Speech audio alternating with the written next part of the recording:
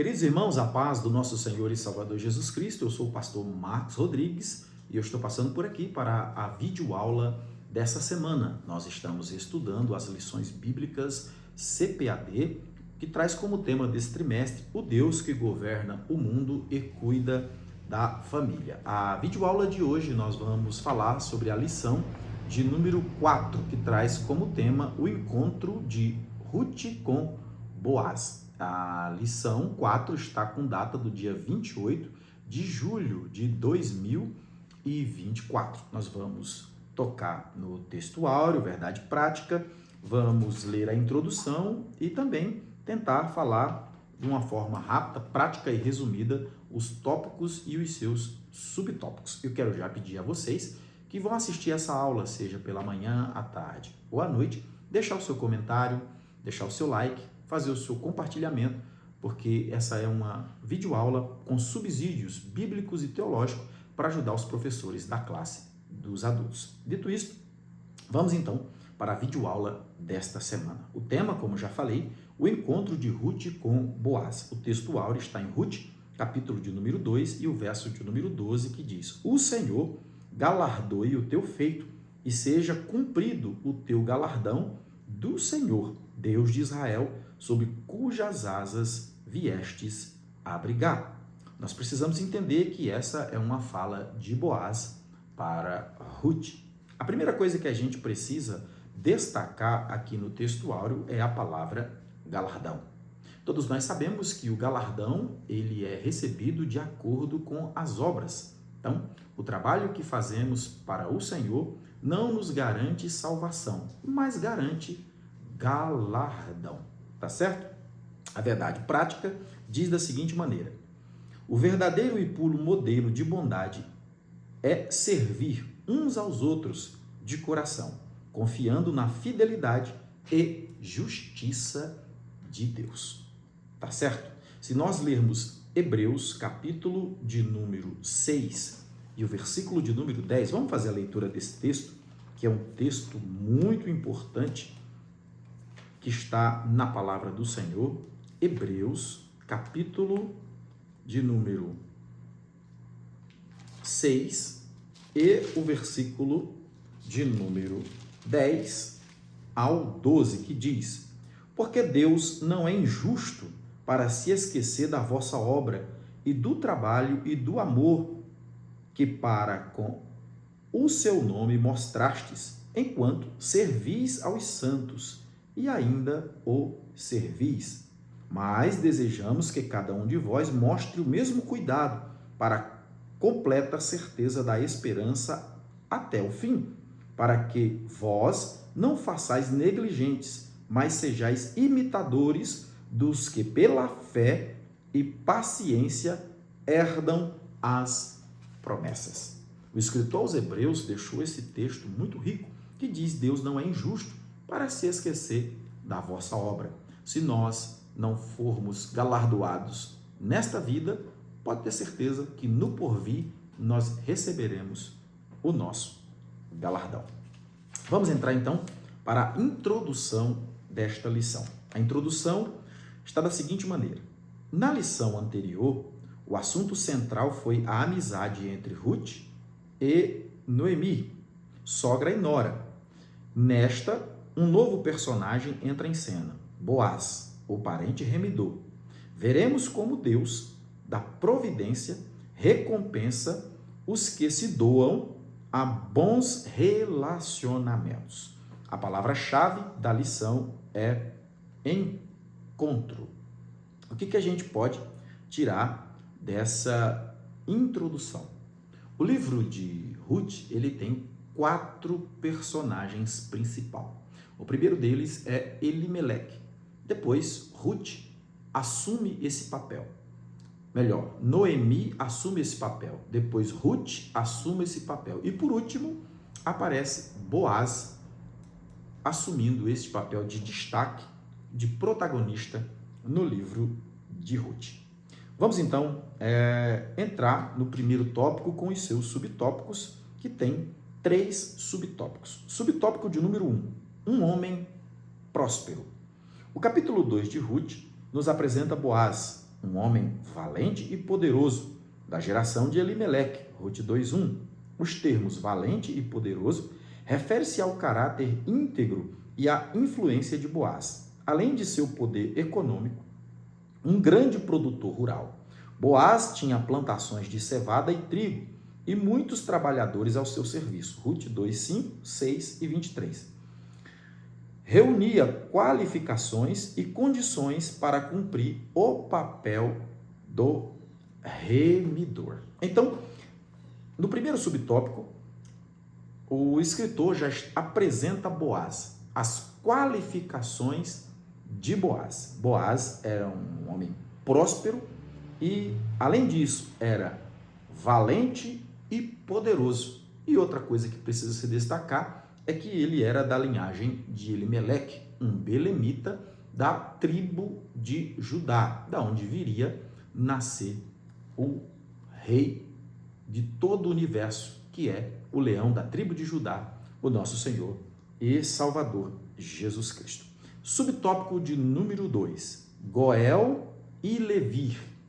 Lendo isso, parece ser nomes de pessoas, mas na realidade Goel e Levi são expressões, tá certo? E a gente precisa entender o que cada uma delas significa. Por exemplo, Goel significa redentor em hebraico. Levi já é uma palavra latim, que vem do latim, que significa cunhado. Então vamos ler para entender um pouco mais. A expressão da geração de Elimeleque não nos permite saber o grau de parentesco entre Boaz e o marido de Noemi. Segundo uma tradição rabínica, era sobrinho. Como parente próximo poderia ser Goel, ou seja, resgatador, da terra que o falecido havia vendido, Rute 4:3. Como também poderia cumprir o costume antigo do casamento, Gênesis 38, do 6 ao 11. Eram duas prescrições distintas contidas na lei de Moisés e do resgatador. Previa que quando o israelita ficasse sobre e precisasse vender suas terras, seu parente mais próximo tinha o dever de comprá-las de volta e restituir-lhe. E o seu hebreu fosse comprado, e se o hebreu fosse comprado como escravo por um estrangeiro, um parente tinha o dever de resgatá-lo. Levítico 25, 25 ao 28, 47 e 59. Já a lei do levirato previa que o irmão do cunhado, Levi, se casasse com a viúva e suscitasse descendência ao falecido, Deuteronômio 25, do 5 ao 10, Mateus 22, 24 ao 48. Tudo indica que essa prática foi ampliada seguindo uma ordem de parentesco, mais abrangente, semelhante à do resgatador, Levítico 25, 48 e 49. No caso de Boaz, havia um remidor mais chegado que ele, Rute 3 e 12. Então, a gente precisa entender que existia umas leis antigas que resguardava os hebreus. E entre eles tinha os dois títulos, Goel e Levi. Goel era o resgatador, aquele que comprava as terras do falecido que tinha deixado a viúva. Já Levi era o cunhado que tinha a obrigação de casar com a viúva e suscitar famílias. É interessante que o escritor da revista ele fez um paradoxo com uma parte onde Jesus foi questionado. Se você ler lá em Mateus capítulo 22, versículo dos 23 até o versículo de número 26, você vai lembrar da história que chega um homem até Jesus e disse assim: mestre, esta mulher teve 7 maridos e todos eles morreram. Quando ela morrer e no reino de Deus, de quem que ela será esposa? Jesus então vai dizer: no reino do Pai não se casa e nem dá em casamento. Observe que aquela mulher, ela tinha passado pela lei do levirato, que era todo cunhado mais velho precisava casar com a viúva para suscitar a família. No caso específico, essa mulher já tinha casado com os 7 irmãos e todos eles haviam falecido. E agora tinha sobrado somente a mulher. Jesus então dá uma resposta que no reino de Deus não se casa e nem se dá em casamento. Bem entendido essas duas expressões, vamos então ao subtópico de número 3, que diz temor e respeito. A saudação de Boaz aos seus empregados demonstra que ele temia a Deus e invocava a Jeová. O Senhor seja convosco. Dirigida a todos os segadores, indica também seu respeito aos que com ele trabalhavam. Os empregados lhe retribuíram com uma saudação também amistosa e piedosa. O Senhor te abençoe. Ruth 2,4. Patrões e empregados devem se tratar com mútua consideração, reconhecendo a posição e o papel próprio de cada um em relação de trabalho. Efésios 5:9 e Colossenses 22:4-1. Agora a gente vai falar sobre a relação entre Boaz e os seus servos, os seus empregados. Observe que Boaz, com tudo isso, ele era uma pessoa que temia ao Senhor e respeitava os seus criados ou os seus servos naquela época. Observe que um detalhe interessante é que ele saúda os seus servos dizendo: o Senhor seja convosco. E a resposta dos servos é: o Senhor te abençoe.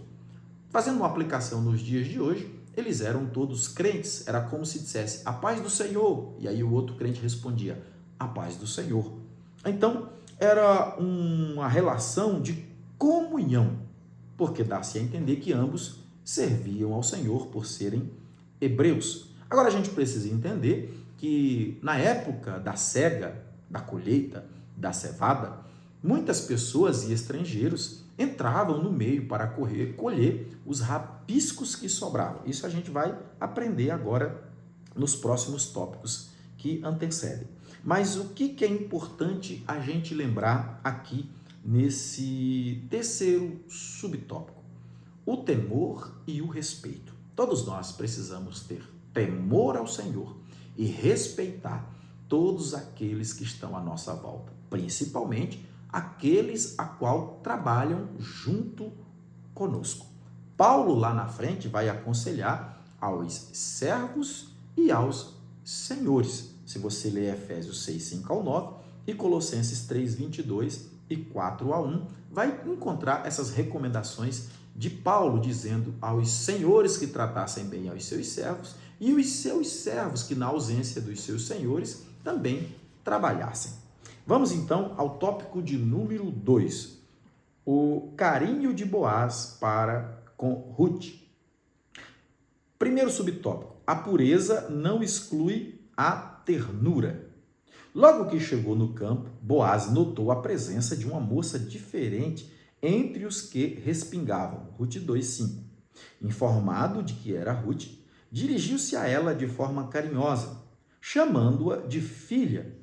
Deu liberdade para continuar catando espigas em suas plantações e lhe assegurou que seria tratada com devido respeito.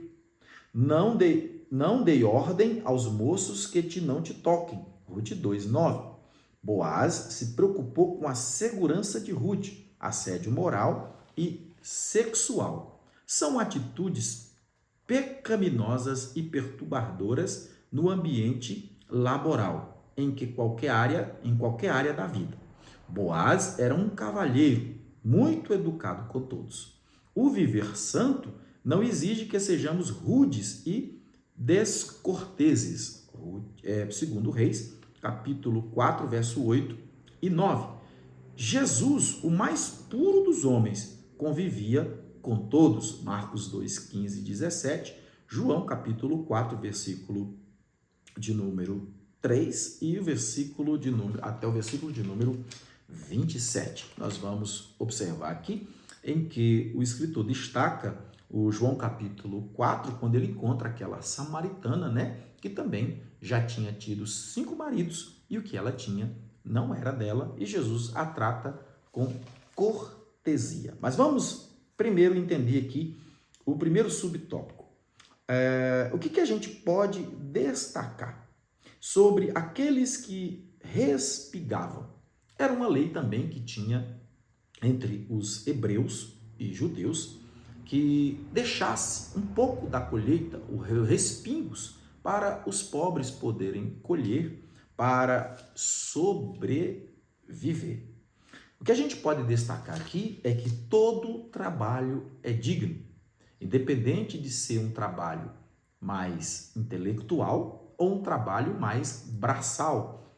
Todo trabalho é digno. Talvez eu estou falando com pessoas que têm o seu dia a dia na construção civil, têm o seu dia a dia na faxina, têm o seu dia a dia como diarista, tem outras pessoas que têm um trabalho que é importantíssimo, que é o pessoal, os garis, um trabalho extremamente importante para toda a sociedade. E todo trabalho é digno, a mesma dignidade que tem quem trabalha numa construção civil, quem é um diarista, quem é um gari, é a mesma dignidade de um advogado, do psicólogo, do médico, porque todo trabalho é digno. Outra coisa que a gente precisa destacar é que Boaz, ele se preocupou com a segurança e o assédio moral e sexual que acontecia naquela época nas lavouras e acontece hoje em muitos locais de trabalho. Muitas mulheres são assediadas moralmente e sexualmente. E há quem se aproveite de um cargo para tentar promover alguém com assédio. Mas que o Senhor nos guarde de todos esses tipos de assédio. Interessante que Boaz, além de se preocupar com a pureza de Ruth, o cuidado com Ruth, ele também era cortês na forma de tratar todo mundo. Todos nós como cristãos, não precisamos ser rudes com ninguém. Nós podemos responder com sabedoria e mansidão. Subtópico de número 2. Deus estava agindo. A atitude de Boaz surpreendeu Ruth como estrangeira e pobre. Certamente, ela tinha receio de como seria tratada.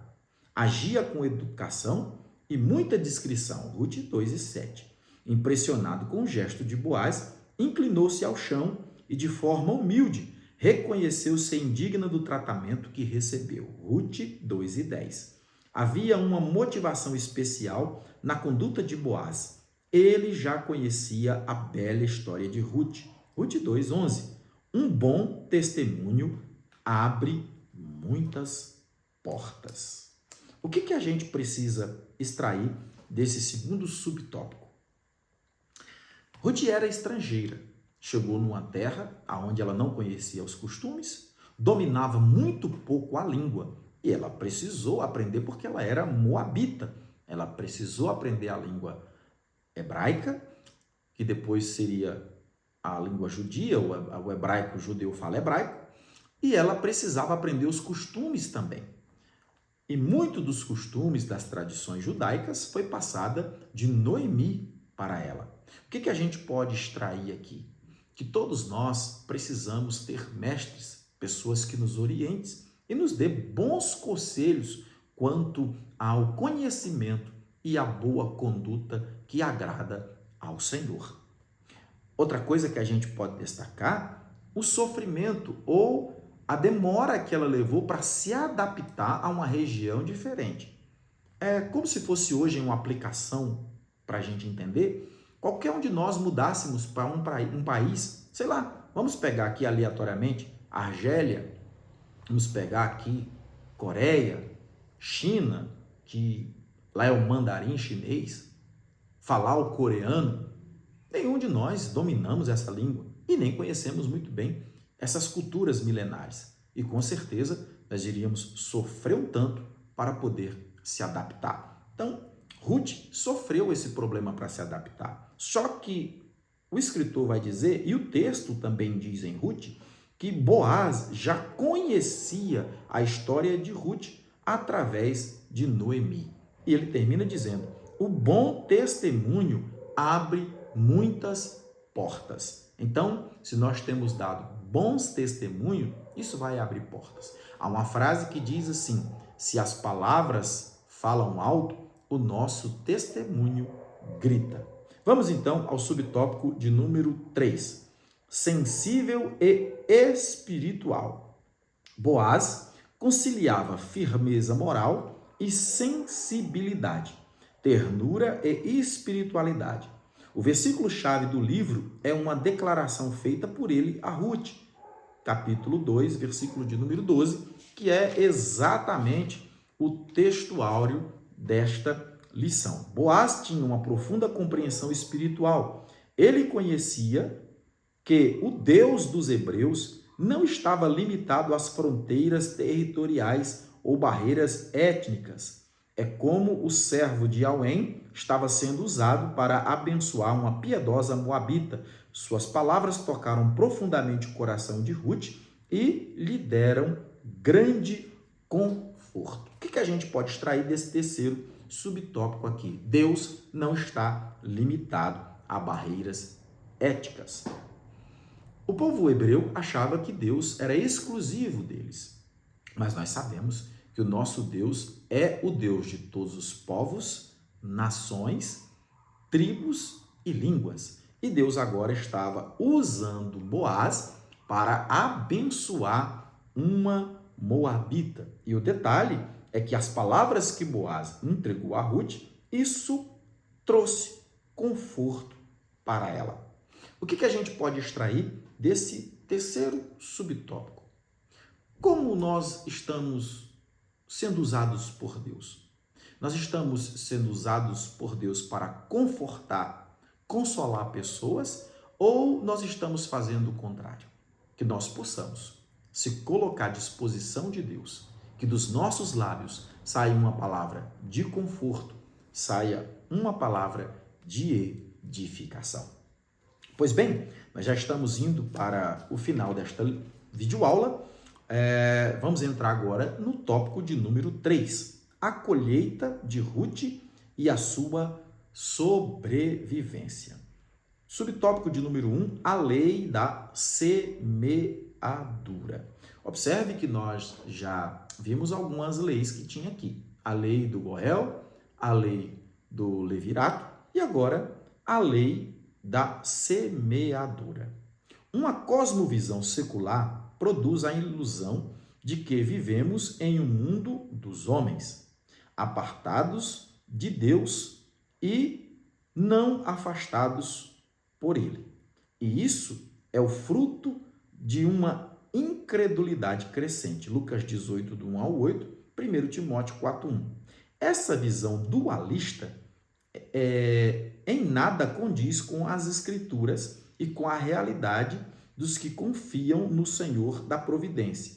Ruth decidiu servir ao Deus de Israel em vez de Quenos, o Deus dos Moabitas, cuja adoração incluía sacrifício de crianças. Números 21 e 29, 1 Reis 11, 7, 2 Reis 3, 26 e 27. Agora, ela começava a experimentar a mão invisível de Jeová Jirê agindo graciosamente em seu favor. A lei da semeadura funciona integralmente, segundo Coríntios, capítulo 9, versículo 6 e Gálatas, capítulo 6, versículo de número 7. O que a gente pode destacar nesse primeiro subtópico aqui? Deus estava agindo. Deus age nos bastidores da nossa história. Embora existam momentos que a gente não perceba, não seja visível a mão do Senhor, Ele está agindo em nosso favor. A atitude de Ruth em deixar de servir ao Deus Quenos e servir ao Deus de Israel, isso automaticamente já chamou a atenção de Deus para agir em favor de Ruth. Se nós já tomamos uma decisão de deixar o mundo para trás, de deixar de servir ao pecado e agora servimos a Deus, tenha certeza de uma coisa: Deus está agindo nos bastidores da nossa vida também. Outra coisa que a gente precisa falar é sobre a lei da semeadura, que Paulo ele vai falar tanto aos coríntios como também a texto clássico de Gálatas. Vamos então ler primeiro 1 Coríntios, capítulo de número 9, se você está com a sua Bíblia aberta aí, ou abra ela, 2 Coríntios, melhor dizendo, capítulo de número 9, e o versículo de número 6. Paulo vai dizer: e digo isto, o que semeia pouco, também ceifará pouco. O que semeia em abundância ceifará. E o texto clássico de Gálatas, capítulo 6 e versículo 7, que vai dizer da seguinte maneira. Vamos ler o texto. Gálatas, capítulo de número 6 e o versículo de número 7, que diz assim: não erreis, Deus não se deixa escarnecer, porque tudo que o homem semear, isso também ceifará. Aqui existe um princípio, o princípio da semeadura. Não espere semear limão e colher laranja. Não espere semear tempestade e colher calmaria. Se nós estamos semeando vento, automaticamente nós vamos colher tempestade. Mas se estamos semeando a paz, automaticamente vamos colher a paz. A grande pergunta que fica para nós neste primeiro subtópico é: o que estamos semeando? Se você quer ter uma outra colheita, mude a semente. E outra coisa que Paulo fala aos coríntios: se você quer colher muito, semeie muito. Não tem um jeito de colher muito semeando pouco. Pois bem, vamos ao subtópico de número 2. Os acasos de Deus. Lendo assim a grosso modo, parece que existe acaso, né? Mas nós sabemos que é uma providência. O crente não vive de coincidência. O crente vive de providência de Deus. O primeiro sinal da ação de Deus foi a escolha aparentemente aleatória que Ruth fez, indo apanhar espigas no campo de Boaz. Ruth 2 e 3. Observe que o escritor diz aparentemente. Parece ser uma escolha aleatória, mas Deus estava conduzindo Ruth ao campo de Boaz. Outro texto que faz a gente pensar é em Jonas. Lembra que quando lançaram sorte para saber quem era o errado do navio, a sorte caiu em Jonas? A gente diz: foi sorte. Não, foi a mão de Deus conduzindo a escolha para Jonas. Tudo que acontece na nossa vida não é obra do acaso, é obra da providência e permissão de Deus em nossa vida. Se não deu certo, foi permissão de Deus. Se a porta não abriu, foi permissão de Deus, porque o não de Deus também é pedagógico e faz algo sobrenatural nas nossas vidas. Embora não entendamos e outras vezes não queremos aceitar, mas é Deus que está conduzindo toda a história da humanidade. Para ela, era apenas uma casualidade, quando na verdade era um inequívoco. Era um inequívoco. O ato da providência divina, Deus estava agindo. Aleluia.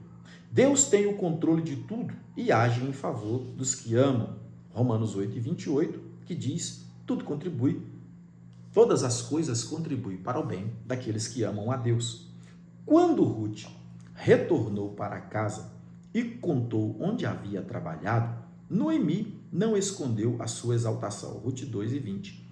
Uma esperança brotou no coração da pobre viúva. Quando Ruth chega em casa e conta que havia trabalhado nos campos de Boaz, então a viúva se alegrou e nasceu uma esperança, porque ela sabia que Deus estava conduzindo tudo. Vamos então ao subtópico de número 3, é o último subtópico. Mas antes de lê-lo, não vamos se esquecer de uma coisa: Deus está no controle de todas as coisas.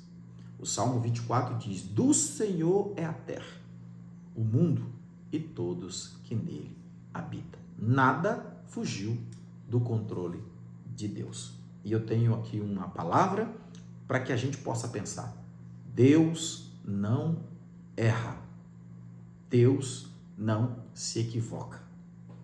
Vamos então ler o último subtópico de número 3. Resultado da colheita. Alguns frutos de nossas ações são colhidas de imediato. Outras levam tempo para aparecer. Pela forma graciosa como era tratada, Ruth colhia cereais em abundância diariamente nos campos de Boaz. Ruth 2, 17 ao 21. A colheita garantia a sua sobrevivência e da sua sogra. O trabalho árduo durou toda a estação. Entre março e abril, colheu cevada, e abril e junho, colheu trigo. Concluindo o trabalho, ficou com a sogra, Ruth 2 e 23. Uma colheita ainda maior seria feita por ela em tempo oportuno. Eclesiastes 3 e 1. Nosso Deus trabalha por aqueles que nele espera. Isaías 64 e o verso de número 4. O que a gente pode tirar deste último subtópico? Que existem alguns frutos que a gente colhe de imediato, mas existem alguns frutos que levam tempo. Usando a expressão do agricultor, existem sementes que produzem com 3 meses, 2 meses, outros levam anos, até como a tamargueira, que leva 80 anos para produzir um fruto. Então, o que a gente precisa entender? Existem frutos que nós vamos colher, mas existem frutos que vamos demorar a colher. Melhor, existem frutos que vamos colher de imediato, talvez 2, 3 dias, 3 meses, 4 meses. Existem frutos que vão demorar talvez 1 ano, 2 anos, 10 anos, 20 anos. O importante é que nós continuemos, como diz Paulo, fazendo o bem. E se não desfalecermos, certamente vamos colher ao seu tempo. Salomão, em Eclesiastes, diz: tudo tem um tempo determinado por Deus. Se você ainda não colheu algumas coisas que acha que precisava colher, espere um pouco mais. No tempo certo, você vai fazer essa colheita e vai vir o resultado do plantio que você fez. Pois bem, vamos então terminar aqui a nossa videoaula desta semana falando o seguinte: Deus trabalha por aqueles que nele esperam. Então, querido irmão, querida irmã, se você anda trabalhando para o Senhor, fazendo a obra para o Senhor, não fique frustrado, não se desespere, porque Deus está trabalhando por aqueles que neles esperam. E continue com atitude de fé e perseverando, porque no tempo certo você será recompensado. Deus abençoe você e que possamos ter uma excelente aula no próximo domingo. Fique com Deus.